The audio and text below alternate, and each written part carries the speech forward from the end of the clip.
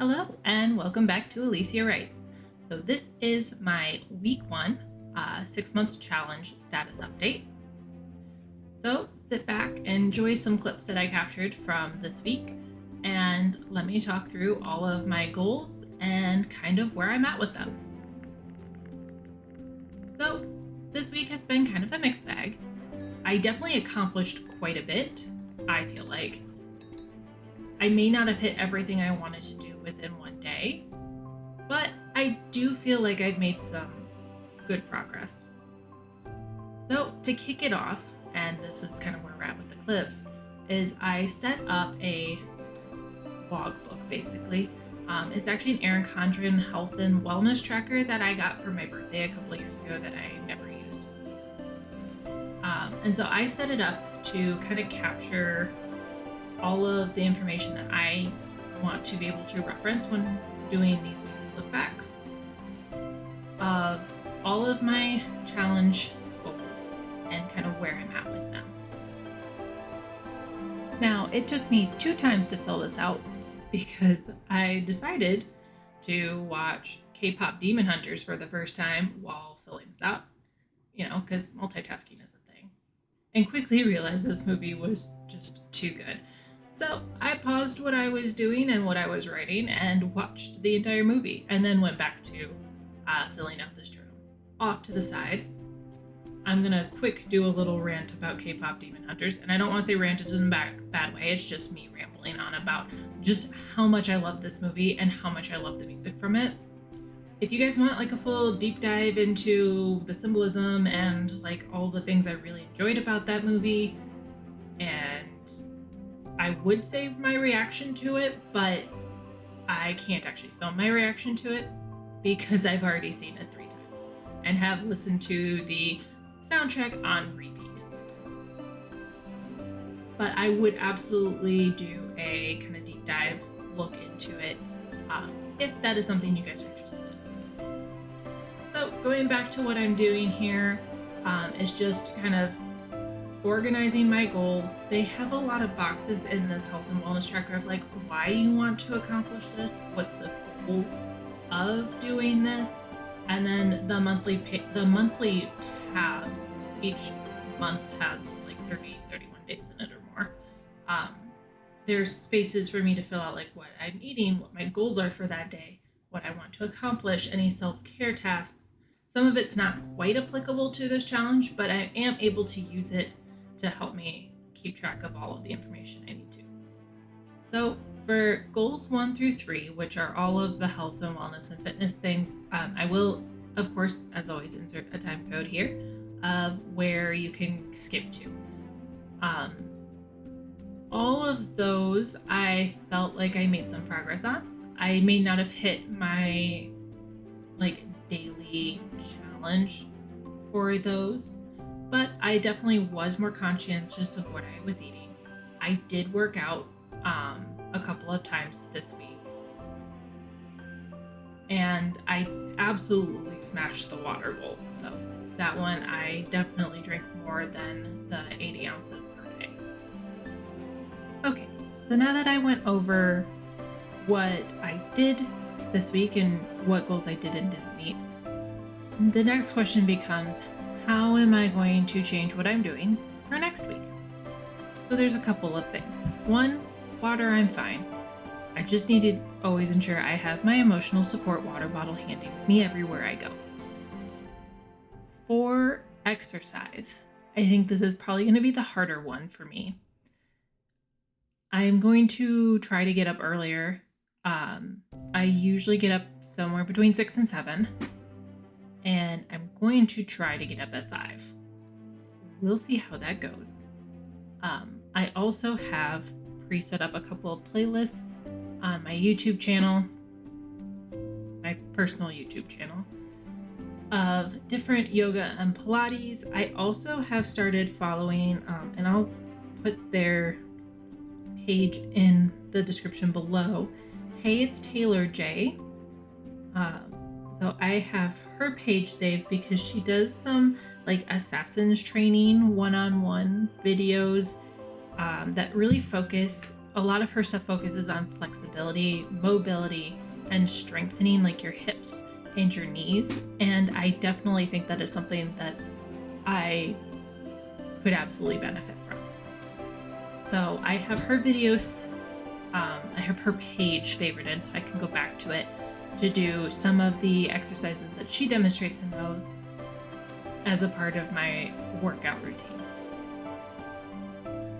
I also am committing to filling out this notebook. That's why I set it up. So that way, even if I am kind of still doing stuff, going about my day, I can sit down at night, look over what I did, and ensure that I have everything documented in the apps I needed to. I primarily use my watch to track like my steps and my exercise and stuff like that. So kind of ensuring that I have a full picture of everything I've done. So now kind of moving on into the reading and writing goals. Let's start off with reading. So I am not normally a big audiobook person. I just never have been. I think it's because I very much enjoy the feel of a physical book, you know, curling up under a blanket with a hot cup of tea on a rainy day, that type of aesthetic. But I knew for this challenge, in order to actually accomplish what I want to, I should probably give audiobooks a try. So one of my very best friends decided to do a challenge of her own, not in alignment with mine. She started this actually a couple months ago and really wanted to up her reading goal for this year. But with what she does for a living, she can't really sit and read. And just even outside of what she does for a living, she can't really just sit and read on a daily basis. So she decided to just blow through a bajillion audiobooks. And she has done very fantastic on her goal. I'm so proud of her. But because she knows I'm an avid reader, we have been sending each other book recommendations back and forth. So she sent me one. It's called Glass and Steele, and it's by C.J. Arthur. I opted to listen through Audible and ended up doing the 3-book box set, which I think is really the only one that's actually available to listen to. It is 27 hours long, and I am about halfway through it. I am absolutely averaging more than 10 minutes per day in listening to this because I've been listening to it at work and on my commute. I am not going to go too deep into the book yet. Well, I should say books because I'm actually finished with the first one. I'm halfway or 3/4 of the way through the second one, and then the third one I haven't started yet.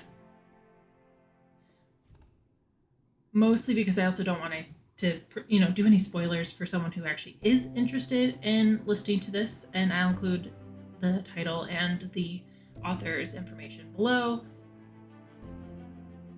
I so far am really enjoying this series. It's a murder mystery Victorian meets cowboys is actually how my friend explained it, and I was like, you had me sold on Victorian murder mystery. The cowboys are just a bonus.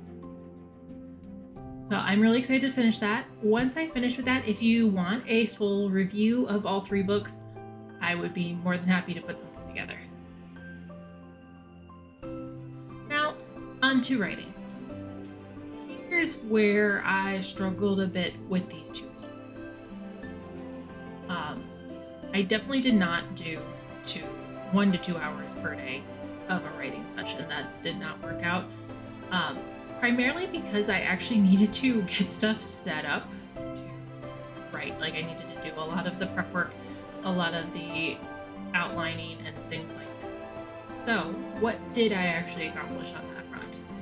I have a completed rough outline of all 3 books. I actually had that done pretty early in this week, but then halfway through, I decided to make it a dual point of view. And so I had to go back and re-outline books 1 and 2, which is fine. I knew stuff like that would come up, which is why I'm starting with the outlining process first. I'm going to actually go way more into detail on this entire process, how I'm drafting this, how I'm outlining this, the tools I'm using in a separate writing vlog. So I started off outlining by hand. I just took a notebook, I sat down, and I just wrote through all of my thoughts and ideas. That worked out pretty well, actually, for the rough outline. By the time I got to book 3, and I kind of had decided to already shake things up, I decided to try something different because I'm trying to still figure out what works best for me. So as you can kind of see and kind of have seen in this clip of me working on this paint by number canvas, I actually decided to try doing dictation, talking through the different plot points, beats, how I wanted each scene set up, actually using OneNote, which probably is not the best software for dictation. It definitely required quite a bit of cleanup, and I'm going to probably try to look for something different to kind of dictate to, but it worked for what I needed it to. So now moving into what I'm doing for week 2. Week 2 is all about finalizing this outline, which entails getting everything into Scrivener, getting all of my chapters set up, getting any final tweaks to the outline done before I actually really kind of dive into it. The other thing I have to work on, in addition to getting the outline in Scrivener, is ensuring I have documented notes on the characters, world building pieces that I've already kind of decided I'm going to do, and have those resources set up in there so that way I can reference back to them, which will hopefully make both the first draft as well as the editing process go a lot faster. So if you've made it this far, you are absolutely amazing, and I am so very thankful for you. Please like and subscribe, and definitely leave some feedback on what you want to see. Do you want to deep dive into a movie or a book? So, toodaloos, and see you soon.